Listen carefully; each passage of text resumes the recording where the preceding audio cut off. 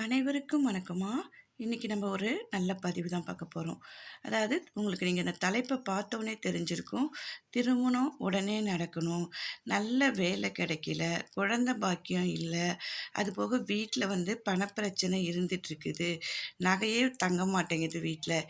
இந்த மாதிரி எந்த பிரச்சனையாக இருந்தாலும் இந்த விளக்கை நீங்கள் தினந்தோறும் ஏற்றிட்டு வரும்போது உங்களுக்கு நல்ல பலன் கிடைக்கும் அப்படிங்கிறதுக்காக தான் இந்த பதிவு. அதாவது மருதாணி இலை அப்படின்னு சொல்லும் போதே அதை நம்ம கையில் வைக்கும்போது நல்ல சிவப்பாக இருக்கும். அதுபோல தான் பார்க்கறதுக்கே அழகாக இருக்கும்.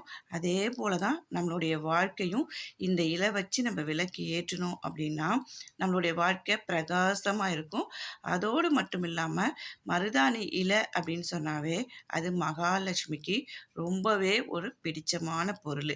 இப்போ நம்ம எந்த பூஜை செய்யறதுனாலும் அதாவது மருதாணி இலையை கையில் வச்சுட்டு நம்ம பூஜை செஞ்சோம் அப்படின்னா அது உடனே பலிக்கும். அந்த நம்மளுடைய வேண்டுதல்கள் உடனே பலிக்கும் அப்படிங்கிறது நம்பிக்கை.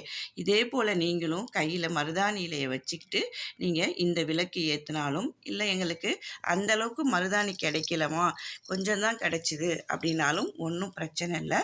நீங்கள் இந்த இலையை வச்சு விளக்கேற்றுங்க. இதை நீங்கள் தினந்தோறும் ஏற்ற முடியல அப்படின்னா கூட வாரத்துக்கு ஒரு முறை ஏற்றுங்க. அப்படி இல்லைம்மா எங்களுக்கு மாதம் தான் ஏற்ற முடியும், சரியான இலை கிடைக்கல அப்படின்னாலும் பரவாயில்ல. ஆனால் நீங்கள் இதை விளக்க ஏற்றிக்கிட்டே வரும்போது நீங்கள் ஒரு தடவை ஏற்றினாலே இதுலேருந்து நல்ல பலன்கள் உங்களுக்கு கிடைக்கும். ரொம்ப எளிமையான பரிகாரம் தான். ஒரு பித்தளை தட்டு எடுத்துக்கங்க. நம்ம பூஜை பண்ணுவோம் பார்த்தீங்களா, அந்த மாதிரி பித்தளை தட்டை எடுத்து சுத்தம் பண்ணி வச்சுட்டு அதில் மஞ்சள் குங்குமம் எல்லாம் சுற்றி வச்சுருங்க. வச்சுட்டு மருதாணி இலையை பறித்து அந்த தட்டில் ஃபுல்லாக நிரப்பிடுங்க. அதாவது தட்டு ஃபுல்லாக நிரப்பிட்டு அதில் ரூபா நாணயங்கள் உங்கள் கிட்டே எவ்வளோ இருக்கோ, அதாவது ஒற்றைப்படையில் 11, 17, 21 அந்த மாதிரி அந்த மருதாணி இலையில் அந்த ரூபா நாணயங்களை வச்சுருங்க. வச்சுட்டு அது மேலே 2 அகல் விளக்கு எடுத்துக்கோங்க. அந்த அகல் விளக்குலேயே என்ன பண்ணுறீங்க அப்படின்னா மஞ்சள் குங்குமம் சுத்தமாக புது விளக்காக இருந்துச்சுன்னா ரொம்பவே நல்லது. ஒரு தடவை நீங்கள் ஏற்றும் போது புது விளக்கில் ஏற்றிட்டு அதுக்கப்புறம் அதை நீங்கள் பயன்படுத்திக்கிட்டே இருக்கலாம். அப்போ அந்த மாதிரி அந்த விளக்கை எடுத்துக்கிட்டு அதில் மஞ்சள் குங்குமம் வச்சுக்கோங்க.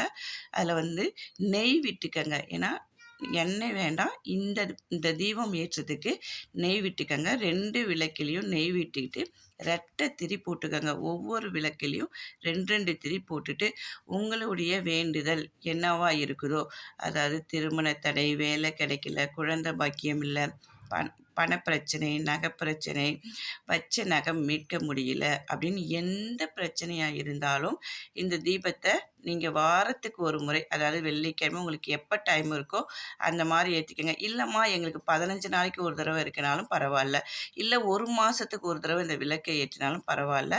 மறுபடியும் இந்த விளக்கை ஏற்றிகிட்டே வரும்போது உங்களுக்கு நல்ல பலன் கிடைக்கும்.